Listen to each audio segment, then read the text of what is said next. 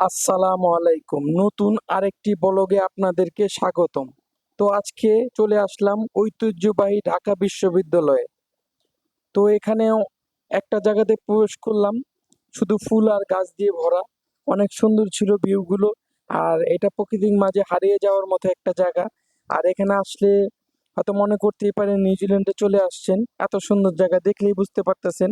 আর কাছাকাছি গেলে মনে হবে যে হারিয়ে গেছেন প্রকৃতির মাঝে। এত সুন্দর জায়গাগুলো ছিল, ফুল, ঘাস, মাঠ আর সবকিছু দিয়ে ভরপুর। এটা ঢাকা বিশ্ববিদ্যালয়ের ভিতরেই অবস্থিত। তো যারা গিয়েছেন, ঘুরেছেন, অনেকে হয়তো এই জায়গাটা দেখতে পারছেন বা মিস করছেন।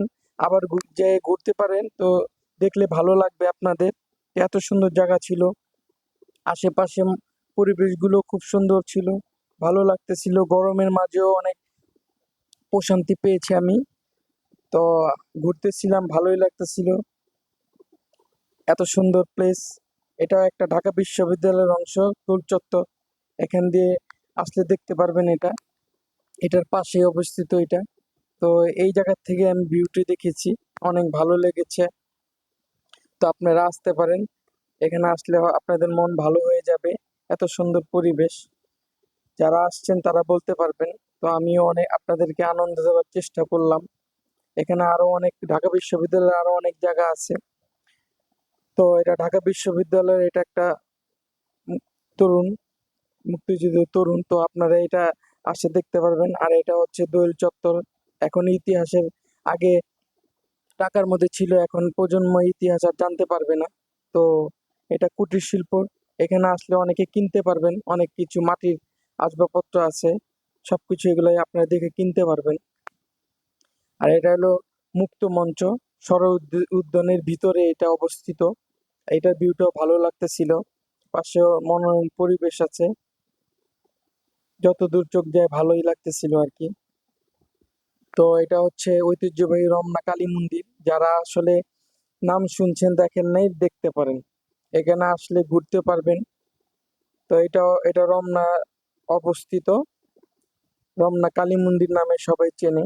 তো ভালোই লাগতেছিল, ছিমছাম পরিবেশ, দেখতেছিলাম, ভালো লাগতেছিল। আর আশেপাশে খাবার অনেক কিছু ছিল। আর এটা হচ্ছে শেরে বাংলা কে ফজলুল হকের কবর, খাজা নাজিমুদ্দিনের কবর, হোসেন শহীদ সোহরাওয়ার্দীর কবর। এটাকে সংক্ষিপ্ত তিন নেতার মাজার বলা হয়। তো এটা হচ্ছে বাংলা একাডেমির পাশে অবস্থিত। আর শরৎ উদ্যানের ভিতরে এটা।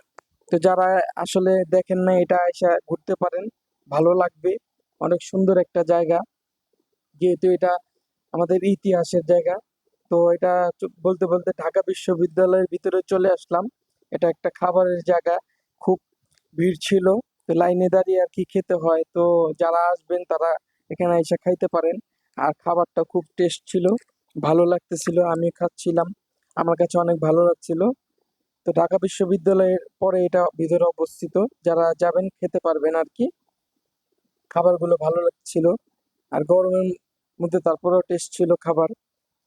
তো দেখতে থাকুন, আরো ভালো লাগবে। আমার ভিডিওগুলো ভালো লাগলে লাইক, শেয়ার, সাবস্ক্রাইব করে আমার পাশে থাকবেন। আল্লাহ হাফেজ।